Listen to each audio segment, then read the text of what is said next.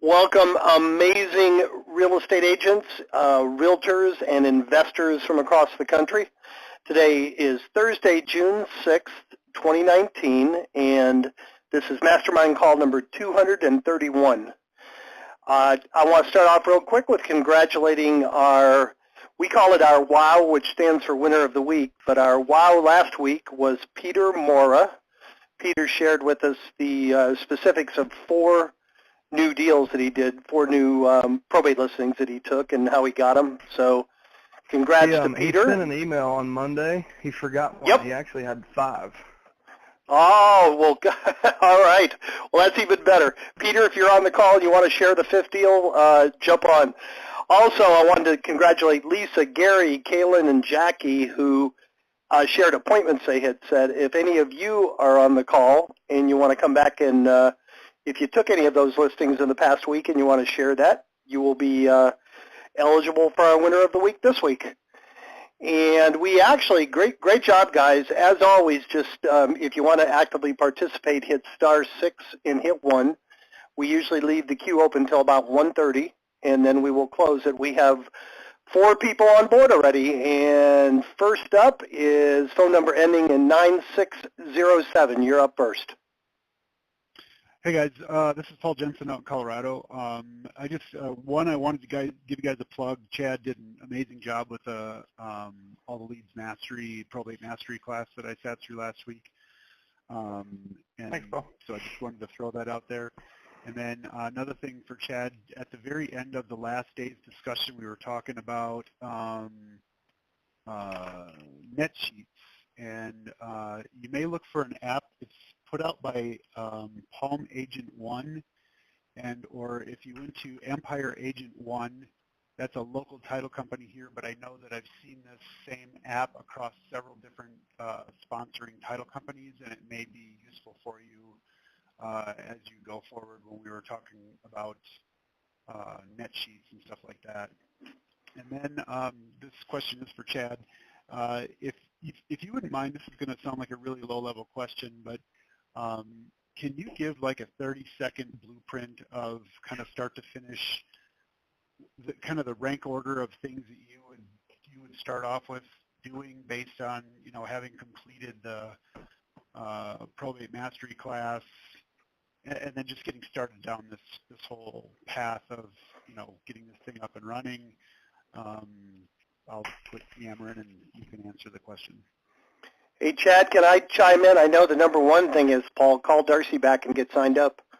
Yep. That'd be the first. And then I'll let Chad fill in the blanks. Go ahead, Chad. Yeah, I mean, I'll just kind of lump it all into one thing, like getting set up. So get signed up for the county or counties that you want to work. Go in, make sure you've got letters you're comfortable with. They're set up. I recommend putting them on autopilot, especially in the beginning when you're finding your footing. It's good to have that automated and know that it's done for you. So you're not managing marketing campaigns. You're doing what you're already good at, just working with people. So getting set up. Watch the you've been through mastery, so fast track training is not going to be not going to teach you much new, but it will kind of show you how to navigate behind the scenes in the subscriber portal. Get your letter set up, get at least your first mailing campaign ordered, but ideally put it on autopilot.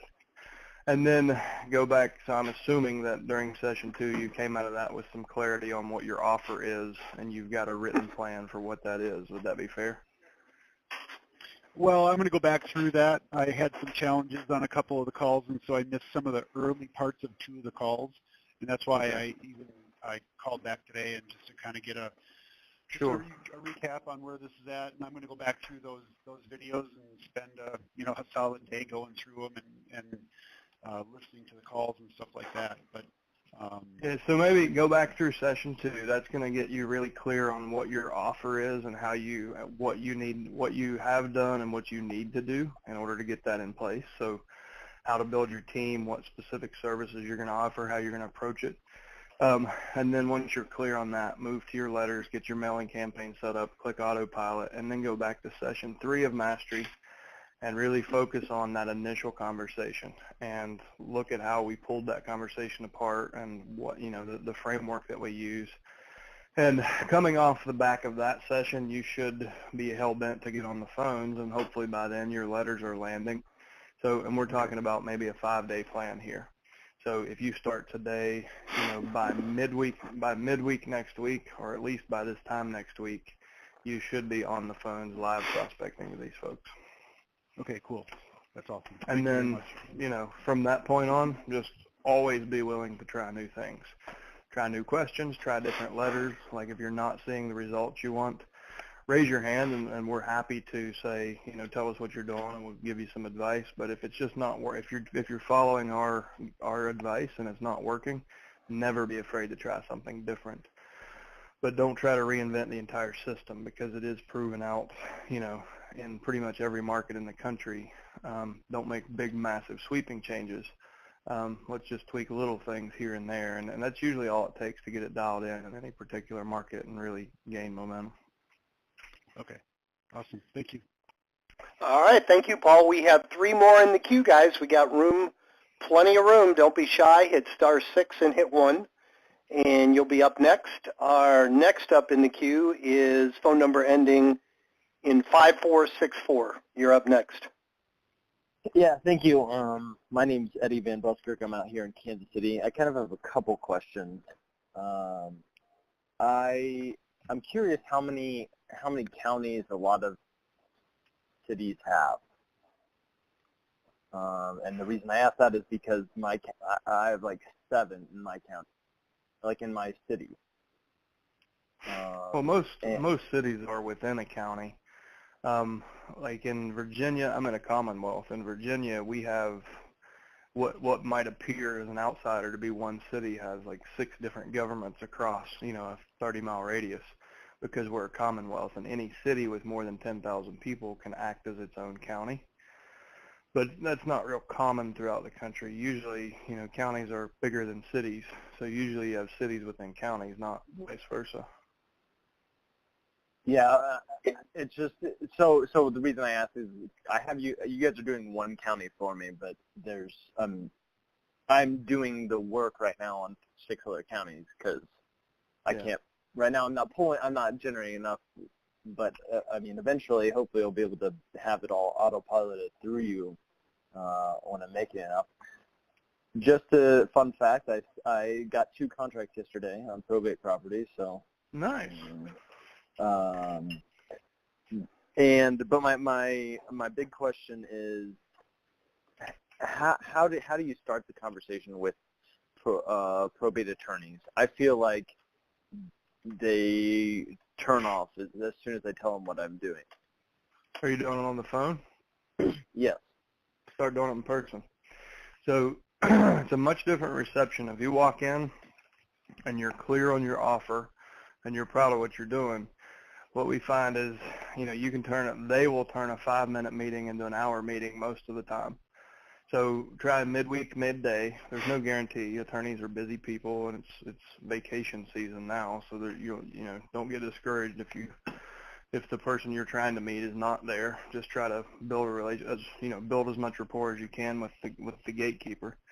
But the idea is, walk in at the most likely times they will be there, midweek, midday, and show them how your business, pretty much your service, picks up where their scope of work leaves off. So they're going to handle all the legal aspects, and your service handles everything that's not legal. So everything that the personal representative is tasked with doing themselves, and the redundancy that comes with that, like back to their office, they're like, well, we know we need to do this, but we've never done this. What do we do next? And they kind of need to be led through that. So you can absorb a lot of that redundancy from the law office, and you can show them how you can have their client's interest like front of mind, and also ease some of the pressure off of their business. One of the really big points to underscore is you don't need babysat, because you have a system in place, you have a team in place, and you understand the situation. So you're not going to be that typical real estate professional begging for referrals, begging for commission checks, aggravating them, and show them that you're proactive. You reach out to the families, you offer a broad scope of service, you can help with almost anything, and you monetize the real estate. And you're looking to create a reciprocal referral relationship where because you're gathering the data, what you'll find is maybe 20% of the families will not have chosen an attorney. So you can co-market with him. You can refer those. You can just send him that part of the list. You can kind of open the door with value and saying, I'm looking for someone I can partner with that I can send referrals to. But also when you need someone that can help families, I want you to know my team's here to do that for you. And just walk in and kind of ask, it's good to kind of build their ego up a little bit and say, listen, we've got a team of people here locally, and we've noticed that your firm, and most specifically John Doe, is representing a lot of cases. So I just wanted to introduce myself, let you guys know that there's somebody here in the community that kind of picks up where most attorneys leave off, and just see if there's any way we might be able to help each other. And typically, that will get you the appointment, and they'll say, yeah, I'll give you 5 minutes of my time, and then you're there an hour later, because once they kind of start to digest what you're actually offering, they're really, really interested, because no one's ever been in their office saying that. Okay. And Chad, I was gonna add, Eddie, you've probably heard this on previous calls, but we've got some really good Tri-Fold brochures that we can print them for you. You can download them. Have you used those? I've been emailing back and forth with the person to do that. I haven't bought them yet, but that was what my next question was going to be. Is do you print those off to take those to? And so you obviously answered that. The other question I had was, well, the follow-up. Do you also do that with like estate planning attorneys? And here's my thinking with that is an estate planning attorney can refer things to you, but then this family that just went through probate, they don't have their own trust or wills or things in place, and be like, hey, if you want to avoid this, if in a situation in the future, here's a here's a estate planning attorney that can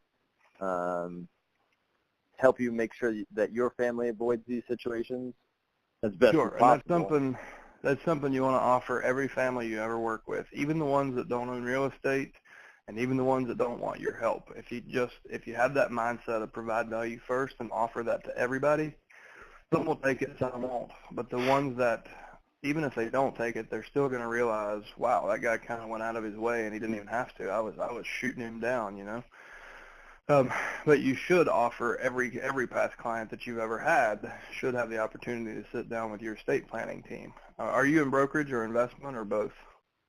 I'm investment. Okay. So you don't have a whole lot of like past buyer clients that you've put into houses. I mean, you're selling to investors, right? Typically, I kind of am. I want to build my business, so my wife will be my partner in the real estate side. So she'll get the license to do, but we don't right now. Yeah. One of the ideas that we share with, people are typically if you're in brokerage, you have, a good book of closed deals. So you can offer a free consultation with your, your financial and estate planning crew and get some hand raises. Then you've got like live referrals that you can walk in and offer. Say, listen, I have 10 people. I'm looking for the right partner to sit down and with my clients after each transaction and make sure that their estate's in order and that they're holding title correctly. Would you like to discuss that? So you're opening the door with value. And you may still be able to do that, like even with just other investors. Like you're like, hey man, you have a will and you have a trust. And if not, be like, hey, I know a really good guy. You want me to set up an appointment? And you may be able to do it even from your REI. Just find get a couple referrals to open the door with. You don't have to have that. I mean, what we're talking about is so valuable to most of these folks, and so they've never heard it before, that in itself is enough value to get their attention. As far as like kind of your basic referral team, so we teach a two-prong approach. Most of the time we talk about marketing, and that's, send letters, follow up with phone calls, and then make more phone calls and then more phone calls to the personal representative. That's our marketing arm. That's kind of the short-term, the quickest path with the least resistance. The longer-term approach to really, keep momentum and keep things steady is to build a referral network. And obviously the probate attorney is a natural starting point because we give you that list and you know who's actively working. And you brought up family law attorneys. You should also look at estate sale companies. They oftentimes have the first contact with the family, and if they understand your business model and they understand that you can help with everything and include them, and like you're on a team, then they can give you some good referrals. Nursing home employees, whoever the point of contact is, that meets with the family, shows them the amenities, helps them determine if they can afford to live in that facility. A lot of times that means they need to liquidate assets, and a lot of times that means, they're going to sell their primary residence to move into that long-term care or senior community. So those folks, knowing that you're here in the community, can be super helpful. Senior moving companies, another example. They have contact with senior citizens who are downsizing and don't quite have a plan. They're just early in the process. So anyone you can think of that would be meeting with families who have lost somebody or going into that transitional phase of life, you should treat them just like the probate attorney. They should understand your business model, the full scope of service that you can provide to people in that situation. And you'll just get a steady flow of people saying, hey, you need to help the Joneses, or, we got to get this person into our facility, but they've got this house that's full of stuff and they're not in the physical condition to do it. And when they know that they can make one phone call and get the house cleaned out, get the personal property sold, the rest of it donated, get the house on the market, get the house liquidated, and get a check in the bank in 60 days, they're going to make that one phone call versus making 5 and trying to put the team together themselves. Yeah. And I was going to add, I had one more thing to add, Eddie, and then an idea came to me that I'm going to run by my partners that we've never talked about before. Eddie, when you're going to drop by those Tri-Fold brochures, if you get a good response, your next trip, you might want to go by Home Depot and pick up a dozen brochure holders and say, hey, I was here last week. I wanted to bring this brochure holder back for you to, set those up on the front desk. And then I want to throw this out, Chad and Tim, if you get a player, if you get an attorney who gives you business or requests brochures, 2 or 3 times, and you start to build a relationship, is there any reason that we couldn't brand that Tri-Fold brochure with the attorney's information on it, like a co-branding campaign? Would that be a good idea, Chad? Yeah, sure. If I want to do that, go ahead, Chad. No, I was just going to say that's a good idea. And like I said, the ones that don't have attorneys assigned to them, you could even split your mailing and send the co-branded piece to the ones that have not chosen an attorney. And that can be your agreement. That can be a huge value add for that attorney. Listen, I'm going to split this list in 2, and each month I'm going to send out this piece with your information and logo on it as well as mine. And, maybe they subsidize your marketing cost. Maybe they just send you a lot of great referrals. But, yeah, it's a good idea. Yeah, I'd be, if I was an attorney, somebody walked in with a brochure with my name and phone number on it, I'd be pretty impressed.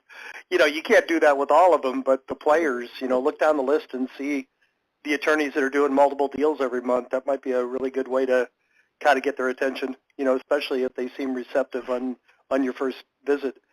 And Eddie, when we're done with this, we're not going to let you get off without telling us about the 2 deals that you did. But is there anything more about the attorneys that we can help you with? I need to just take a few more steps and figure out what I don't know. So as I do this and get the brochures printed and go start doing it, I'm sure I'll have more questions. So we'll go. Actually, one other question: does anybody do this with funeral homes? So some folks do, and actually it's been a few mastermind calls ago. I don't remember which number it was. A funeral home actually approached the agent because they have they were selling ad space essentially in their directory. But the funeral home approached the real estate agent, and if whoever that was is on this call, I think it's been probably 6 or 8 weeks ago. Maybe they've had time to see results from that. If you're on this call, chime in, let us know. But it's such a chaotic time for most families. What we find, just based on the data that we get from courthouses, it's a median of 68 days nationwide from the date of death until the date of probate filing. Now, there's obviously exceptions on either side of that, but most people take about 2 months to kind of process the situation and then make that first move of going to the probate court to initiate. And that's where, personally, I feel like that's where they're ready to have this conversation. Before that, you never know what you're going to uncover. And it's just going to be difficult to know who you should be contacting. If nobody really has authority to do anything at that time, so even if you do talk to them, there's not a whole lot you can do until they do file probate. If you know somebody in a funeral home, I would never discourage you from going and trying. Just realize you may be, it needs to be approached with tact, and you need to be really low pressure at that point.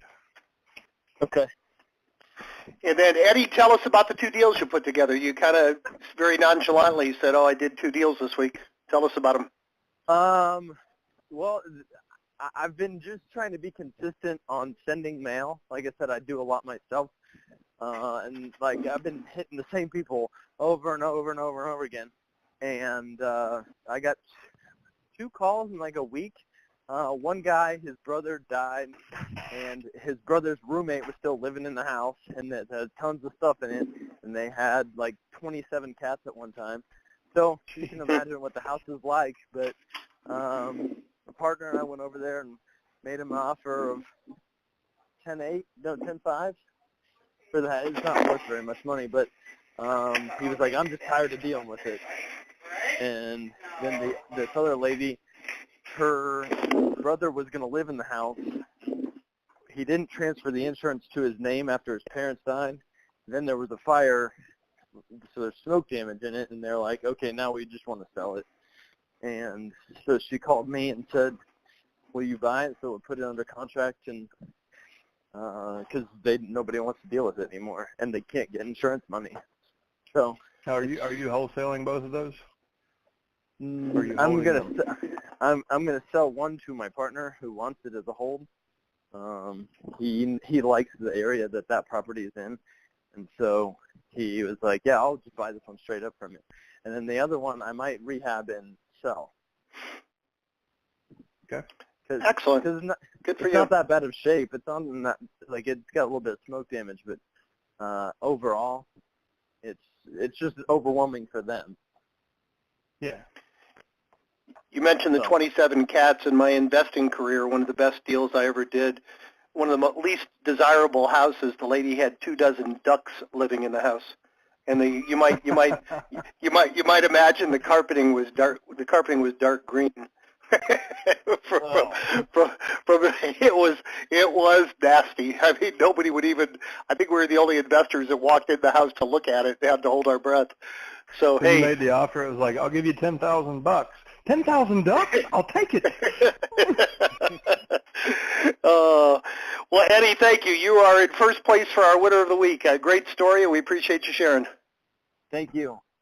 All right, great. We only have 2 more in the queue, guys. We got plenty of time. We usually have to struggle to get everybody in, and this call might end early if somebody else doesn't jump in there. Don't be shy. We want your wins, your successes, your challenges. If you're getting stuck somewhere, good, bad, or otherwise, we want to be able to be here to help you. So there we go. I got one more in. Hit *6 and hit 1, and we're going to leave the queue open for about another 10 minutes.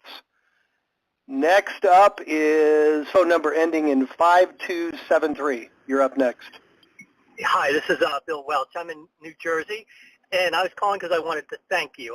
I'm on my way home right now from getting my first probate listing with the system, and it went great. So thank you for making me well prepared. What basically happened, I got a from the May listing that you provided. I sent out our letter, which is basically one of the letters that you guys provide that we customized a little bit. But I got this call that had a lot of good little cues in it to make me think that this was going to be somebody that could really add some value. And what I mean by that is this guy calls and he says, I'm calling on behalf of my uncle. He received your letter. and he's the executor of his father's estate. His father died at the age of 99, and he's asking me to shoulder some of the legwork. So he said he liked he received a lot of letters, a lot of postcards, but he liked yours the best, so he asked me to call on his behalf. He goes, I'm out of town, but I'm trying to help him out. So, right away there are all these cues for me on, a guy's already trying to offload the work because he doesn't want to be burdened with it, and the person he's asking to help is out of state. So,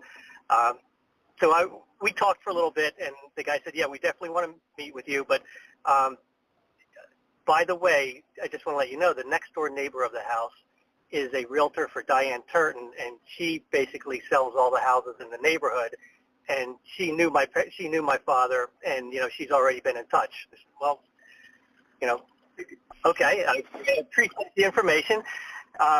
So what that spurred me to do, even though I live about half an hour away from the property, is I put together several sheets of paper with my letterhead at the top, and then in big black letters, I have I'm looking at them right now. One says estate sale companies this is in Manasquan, estate sale companies in Manasquan.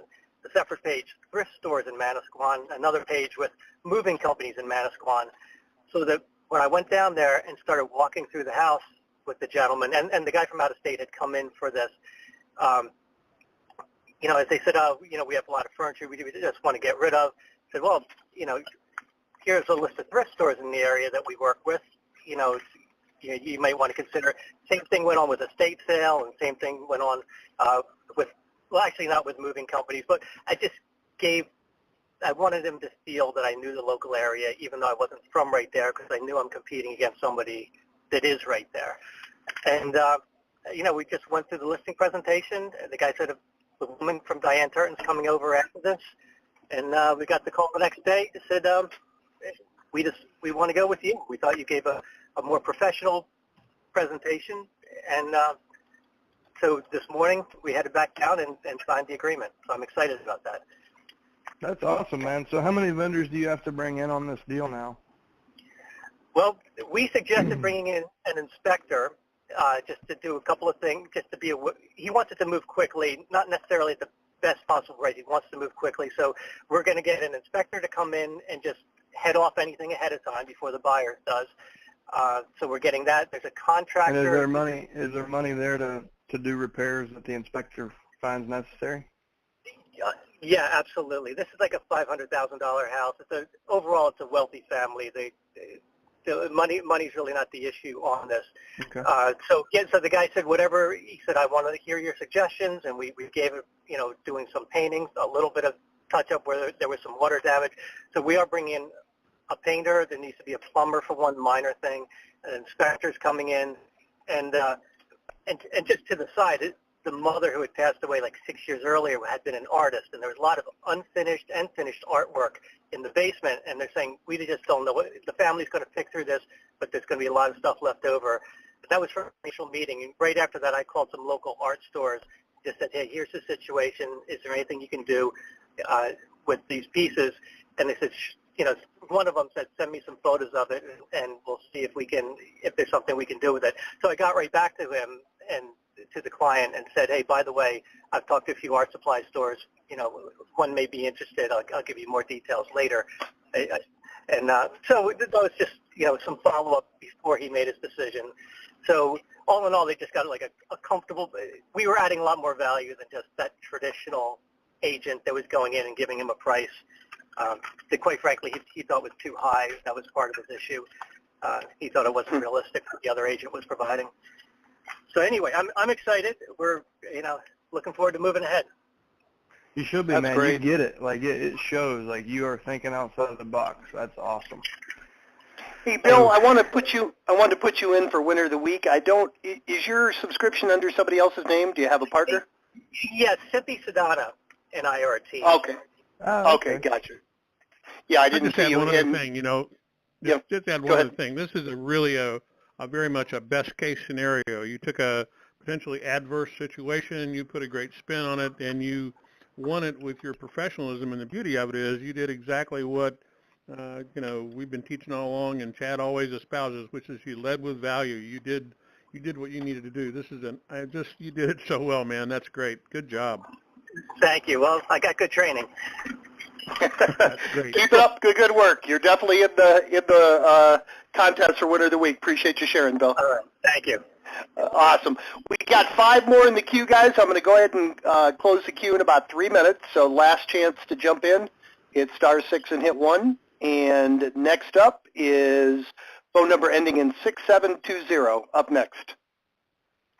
Hi, I'm Larry from Ventura, California. I'm just brand new. I'm just looking and listening and learning. So that's really all I have to say. Maybe somebody next on the queue would have more to add, but I'm learning, and I thank you so much for your service. I'm excited about getting involved.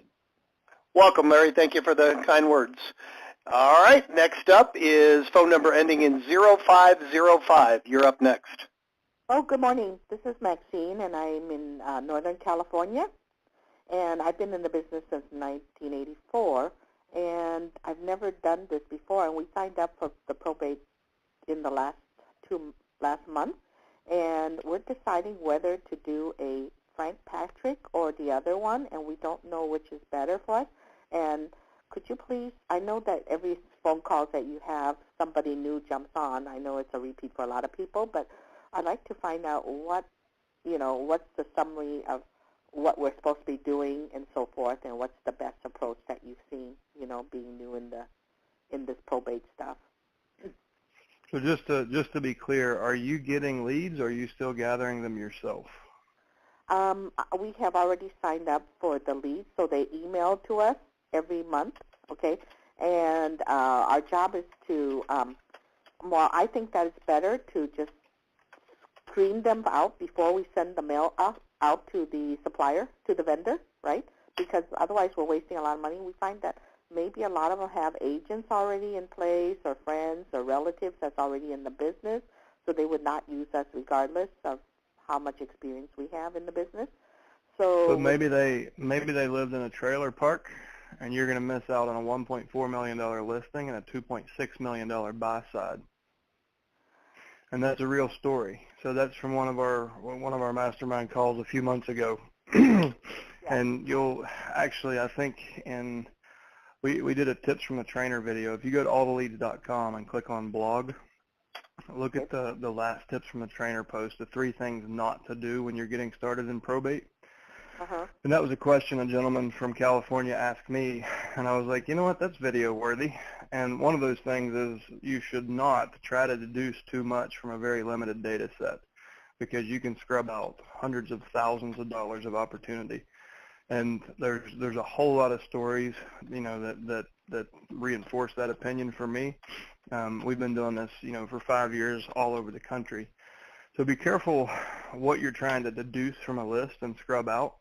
For example, probably 3 months ago, we had a lady who, she got 13 listings from one phone call. And you never know, just looking at deceased last known address doesn't tell you anything other than that's where somebody got mail when they passed away. So if you try to guess and say, well, that one's no good because of the zip code or because of this, then it's hard to tell what you could be scrubbing out.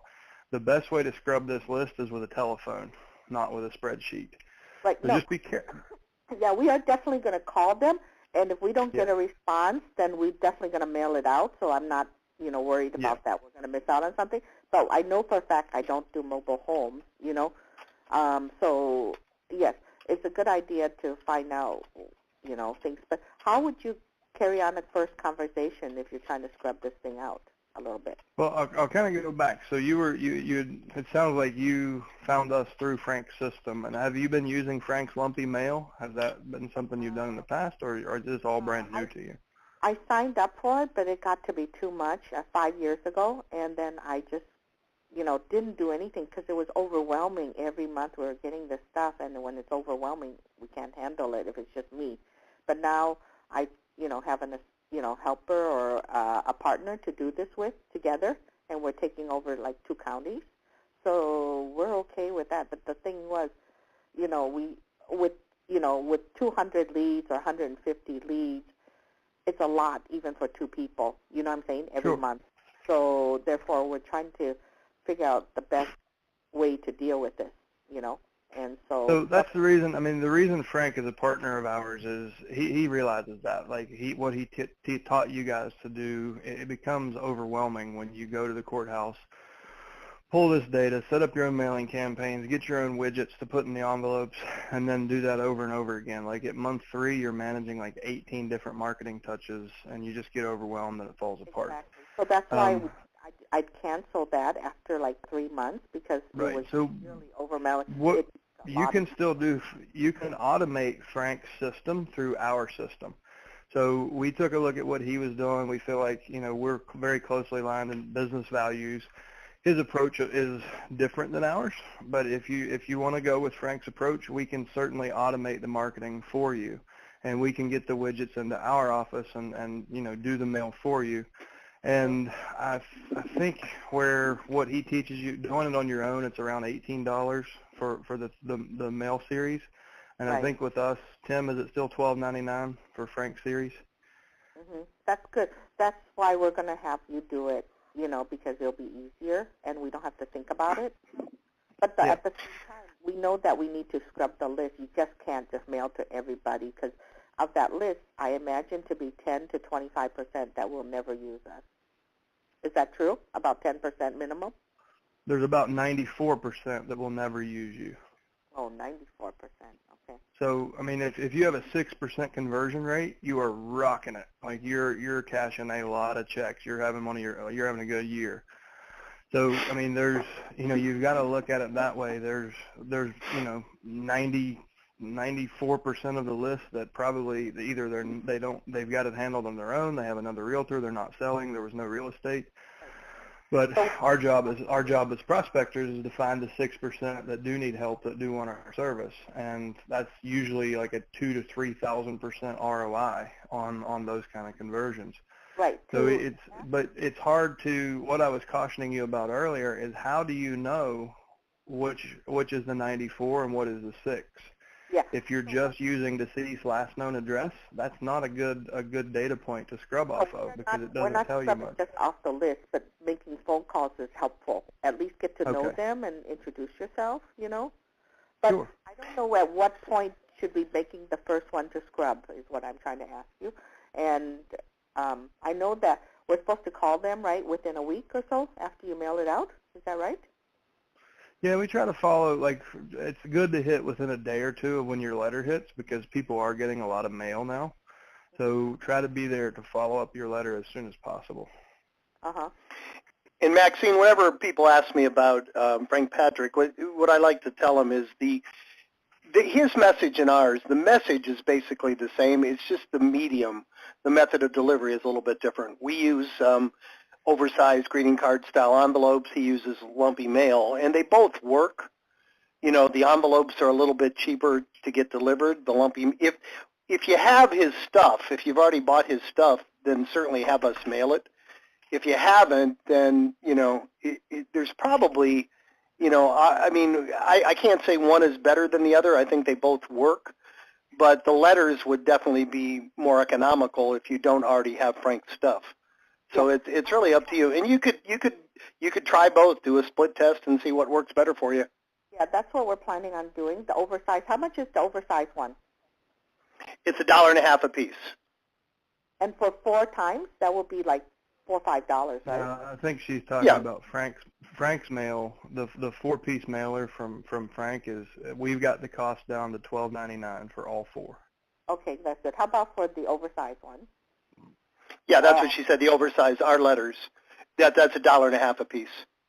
Oh, so it's 4 times, right? So that's correct. $6. Yeah. Okay, that's good to know. So as far as that's concerned, I just want to know the timing of when we should be scrubbing these and when we should be following up. You said 1 to 2 days after the thing comes out. If we're sending 60 of them, we certainly won't be able to do that. We need to find the 6% or 10 or 12% and then get it down to 50.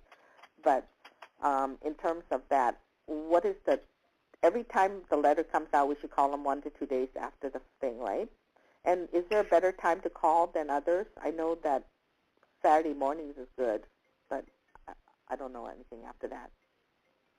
So, I mean, an ideal campaign sequence would look like even before you get your leads, you have your letters set up and on autopilot. So the second your leads are delivered into as soon as they make it into our system, we put them into your CRM. Your CRM triggers your mail order, and then you'll actually get a copy of your own letter in the mail. That's as soon as you get that, you should be on the phones making calls. And you have to decide what your call frequency is going to be. If you have the bandwidth, you might call and leave a message the first time and then follow up once a week for the next 3 weeks and not leave a message. And then your second letter will go at the 31-day mark. And as soon as you get that one in the mail, then you start making your second round of calls. And ideally, you continue calling and mailing until you've spoken to everybody. And you run that campaign on the entire original list. You don't try to guess and say, well, I'm going to only market to these 50 out of 100. Just mail all 100, and that's your sunk marketing cost. Because what you'll find eventually, if you're not scrubbing lists, you will eventually get deals where you didn't expect them to come from.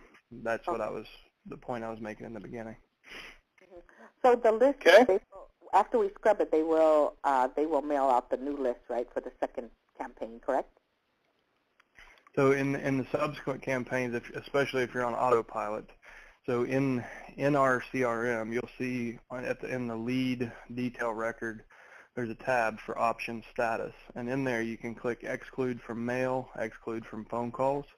Yes. So when we get to the second part of your campaign, we're only going to mail the ones that have not been opted out in the CRM. Oh, okay. So yes. So typically, the system is designed to save you time and money.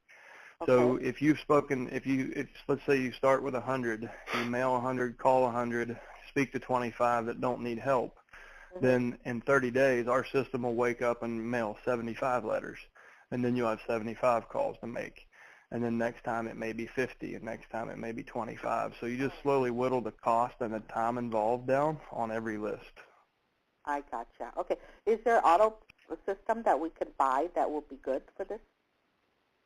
Yes. So when you're setting up your first mail campaign, you have the option to just click a button and say, put my campaign on autopilot. And it's even with phone calls. If you're not making your own calls, you can set up a letter and then a phone call from our ISA center, and then another letter and another phone call and so on, if you want to do that. If you want to set up the letters and make your own phone calls, you can set it up that way. But either way, you can click autopilot, and then every month, as soon as the second your leads come in, it'll trigger your marketing sequence. I see. But is there a good system that we could go by where we can just sit in front of the computer with the headphone and just do auto calls on those lists? Are you asking if we have a dialer? Yes, auto dialer, right. We don't have a dialer built into our system. We do have an interface directly with Vulcan 7. So if you do FSBO expired and you can make, if you can justify that cost, the dialer we recommend and we're already integrated with is Vulcan 7. How much does it cost? I'm not sure, and I don't want to misquote. Okay, that's but if you're a Vulcan user, you can give us your user ID, and we'll go ahead and each month we'll automatically move your leads into the Vulcan dialer. Oh, each week. Okay. And Maxine, I don't mean to cut you off. We have 2 more in the queue, so if you need any more help, just call us right after the call, okay? And we can get into your. Does that help? Do you pretty much help to your? What telephone number should I call after the call? You know what? Just send an email, support@alltheleads.com, and we'll call you right back. Okay, thank you. All right, thank you. All right, well, we have 2 more in the queue, and that should take us right up to the top of the hour. Next up is a frequent contributor, always has something positive to say. Eric, you're up next, 3745. Hey, what's going on, guys? Once again, just a great job. Just want to acknowledge you guys for having a great community and continuing to sharpen the saw. But what I really like to talk about is kind of what Chad already brought up, is how to close that 94% gap. So yesterday we spoke real briefly about sending out actual purchase agreements, and I just kind of wanted to use the opportunity to discuss, is there any additional ways that we can position ourselves from the letter forward? Maybe we spent too much time on this yesterday and we did resolve it, but is there any other way that we can better position ourselves to buy more property other than physically going to the addresses and determining is it a real distress situation that we can pursue a little bit more aggressively. I will begin implementing the purchase agreement as part of it, and we are going to do away with our second page testimonial and actually put the letter as the second page and the offer as the first page. But if there's any other recommendations you have, I would love to be the guinea pig and let you guys know how it works. Sure. So we'll bring everybody up to speed. Yesterday on the role play call, we had this conversation, and Eric's team is doing really well. You guys are at like getting 5 to 7% conversion on pretty much every list since you started, right? Correct. Yes. Making good contact. So, which is really good. I mean, that's something to be proud of. You can make a good living at that at a 5 to 7 conversion. I commend you for always raising the bar for yourself, right? So the idea that was shared is something I did not to a probate list. It was to the wrong list. But the idea was to just go ahead and mail off a purchase agreement with the property address, with the property address and then seller's name. Or you could even just mail a blank purchase agreement with a post-it note that says, call me at 555-1234, let's fill in the blanks. And the idea there is disruption, because there is competition in the mailbox, and eventually every letter just starts to look the same. So it was an out-of-the-box idea to really differentiate that letter and get them to look and remember their name. So even if they're not going to sell the house for cash, when he makes contact, they're going to know his name, because no one's done that.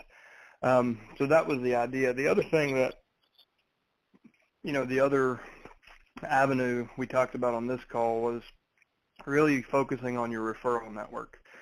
And we find that the people that have been doing this for a while and they really get it dialed in, they get just as many deals from their referral network as they do from their marketing efforts. Now, they continue to do both, because why wouldn't you? So I would say turn some attention toward all those people we talked about earlier in this call, the family law attorneys, probate attorneys, registered investment advisors, wealth managers, nursing home employees, senior moving companies, estate sale companies, anyone who might have contact with families in the end-of-life planning phase or in that end-of-life transition where the family is dealing with it because there wasn't a plan. And really just focus on, take some of those stories, the stories of the people you've helped.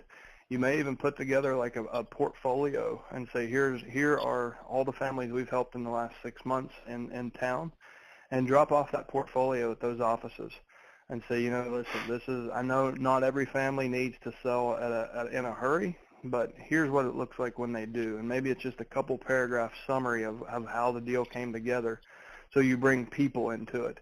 So you're not just looked at as an investor who deals with the commodity of housing and you use cash. Like, it's not so factual. Make it emotional. So this was Mrs. Jones. This was her situation. This is why she needed to sell in 30 days, and this is how we helped her reach that goal. And just 2 or 3 paragraphs and a picture of the house or a picture of Mrs. Jones, and maybe put together a deal portfolio so it makes it real. You've got something tangible to say, listen, here are the people we've helped in the community, and we know you have contact with them. Please let us know if we can help any of your clients. And focus on that referral network and showing them that you're not the typical investor, that you actually do have their clients' best interest in mind, and that you're being proactive in looking to help those people. And I think that'll go a long ways for you too. Okay, awesome. Yeah, we will. Excellent. We will definitely. We use testimonial marketing quite a bit, but we will definitely emphasize on it and turn it kind of more into a portfolio style and implement that. Thank you. Thank you, Eric, for always being willing to share, and you always have great positive comments. Appreciate you participating. And you're very welcome. Last up this week is phone number ending in 0654. You're last up. Yes, hello. Can you hear me? Yes, sir.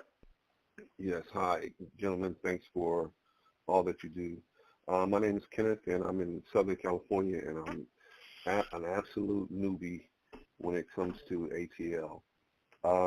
So my questions are, I'm actually right now going through the May playback and the probate success roadmap and looking at that. So that's how new I am. But the questions that I have to do with the letters I know that if we automate everything, I'm assuming that all of that comes with it. But if I want to do my letters myself, how do I access them? Do I purchase them? Is that an additional cost?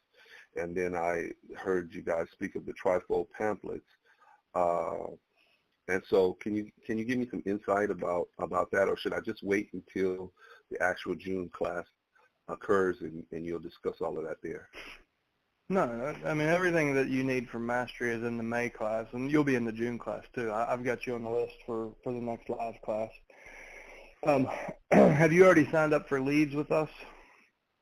Well, I have this. I started with Stephen Howe about a month ago, and I went down to the court, and I met a guy that his name is Ace, and he has this company. I don't know if you've ever heard of it, called JJ Services, and he primarily supplies leads for Southern California. So over the course of this last month, he sent me about 200 leads. He does it weekly as opposed to monthly. So the lead sourcing is really not an issue, and his price is very affordable. So that's not a real big issue for me at this point.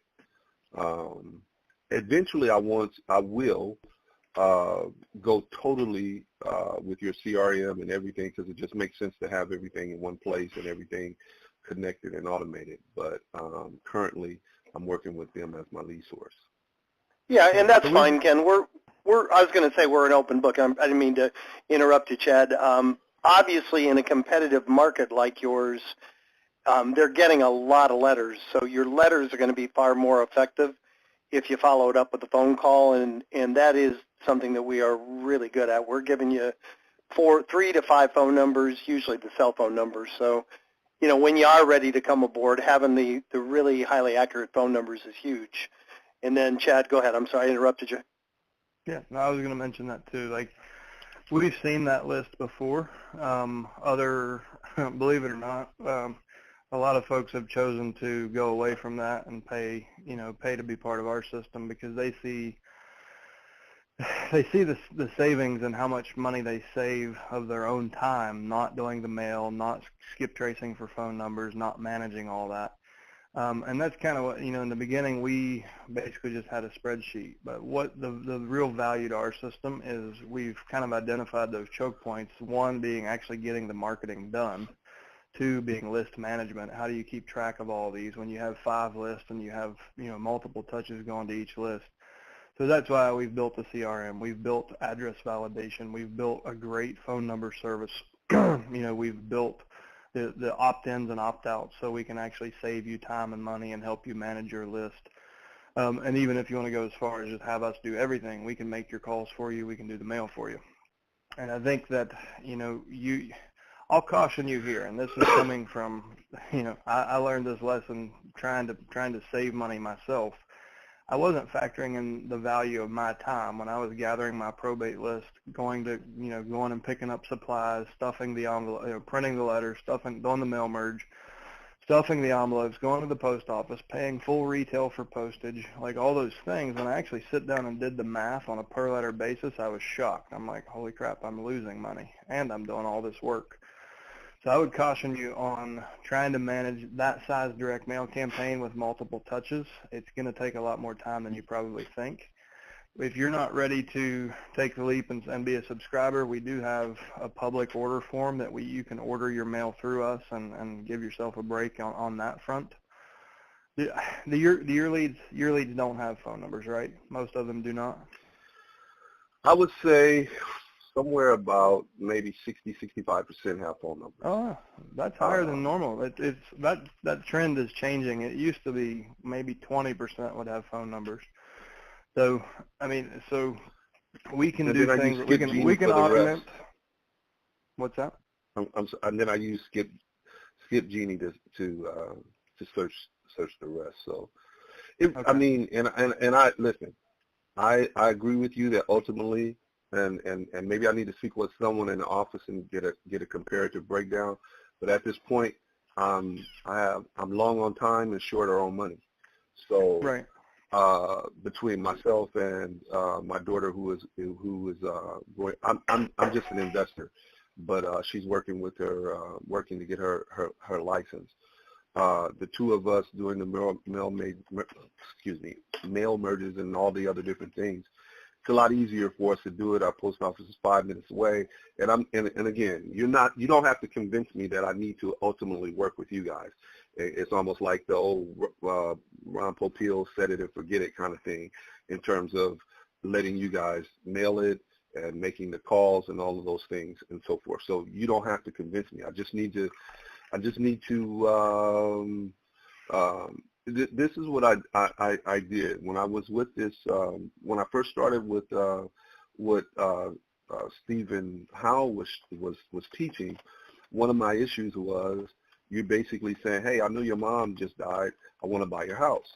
And, you make the calls and people are, kind of a little taken aback. You don't say it like that. And so I sat down and I thought myself, how can I provide value? And I wrote down several points. And eventually I went through YouTube, and I was just looking at how to become better at cold calling. And I heard you actually with a presentation with Steve Howell. And it was exactly what I had written down on the paper. And that very, next day I signed up for the program because I knew that I needed to add value to the people. So I really believe in your program. I'm just not good enough to put the whole thing together from scratch and create my own, so I might as well not try to recreate the wheel. So I really do get that. I really do. Yeah. So it's probably best for me to speak with someone in the office and try to make a comparison in terms of what I'm actually spending at this time between their services and using Skip Genie and so forth, and figure it out that way. Ken, we will give you a call. I think that's a good starting point. I mean, I guarantee you that you'll have more time for dollar productive things, using a system. And I get that there's not always the cash there. But yeah, let's just start there. And I mean, we have a ton of resources for you to get your first couple under your belt and then automate it all once you're rolling. I mean, we give away 95% of everything we do here. So we want to see you be successful, because we know that will come back to us, and with you as a loyal customer for a long time, right? So give us a call, right. or we'll give you a call. Jim, what do you want to do? Yeah, Ken, I'll reach out to you about 10 minutes after this call's over. I'll give you a call personally. Okay, thank you very much. All right, thank you, sir. Boy, perfect timing, guys. We are finishing up right on the hour. We got a tough competition for winner of the week. We'll let the winner know probably within the hour. Partners will talk about it, and we'll get back to you. But I want to end this call like I do every call. I want to thank all 100-plus of you for being here. I want to particularly thank those that participated and shared their ideas and stories. And I want to challenge each one of you. Take one idea, one thought, one thing that kind of inspired you on the call today. Go out and put it into practice and come back next Thursday and share your results with the group. Thank you so much, guys. Make it a great week, and we will talk to you same time next Thursday.